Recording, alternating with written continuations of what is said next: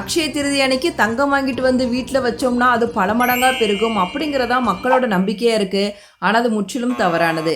அக்ஷய திருதி அன்னைக்கு ஒரு கிராம்லயாவது தங்கமோ வெள்ளியோ வாங்கி இல்லாத ஏழை மக்களுக்கு கொடுத்தீங்கன்னா அது உங்களுக்கு பல மடங்கா பெருகும் அப்படிங்கிறதா உண்மை. அதை விட்டுட்டு நம்ம தங்கத்தை வாங்கிட்டு வந்து வீட்டில் வச்சு பூட்டோம்னா அது பல மடங்காலாம் பெருகாது. அக்ஷய திருதியை அப்படிங்கிறது தானம் செய்வதற்கான நாள். இல்லை எங்களால் தங்கம் வெளியெல்லாம் தானம் செய்ய முடியாது அப்படின்னு நினச்சிங்கன்னா இல்லாத ஏழைகளுக்கு ஒருவேளை உணவு வாங்கி கொடுக்கலாம், அவங்க போடுறதுக்கு ட்ரெஸ் வாங்கி கொடுக்கலாம், இல்லை அரிசி பானகம் நீர்மோர் இந்த மாதிரி தானம் செஞ்சிங்கன்னா உங்களோட செல்வ வளம் பெருகும் அப்படிங்கிறதான் அக்ஷய திருதியோட ஐதீகம்.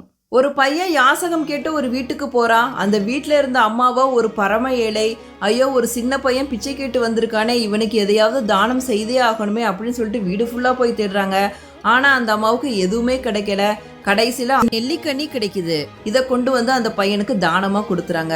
இதை பார்த்த ஆதிசங்கரர் கொடுப்பதற்கு எதுவுமே இல்லாத நிலையிலும் தானம் கொடுக்கணுமே அப்படின்னு நினைத்து அந்த அம்மாவோட கருணை நினைத்து மகாலட்சுமியை வேண்டி கனகதாரா ஸ்தோத்திரத்தை பாடுறாரு.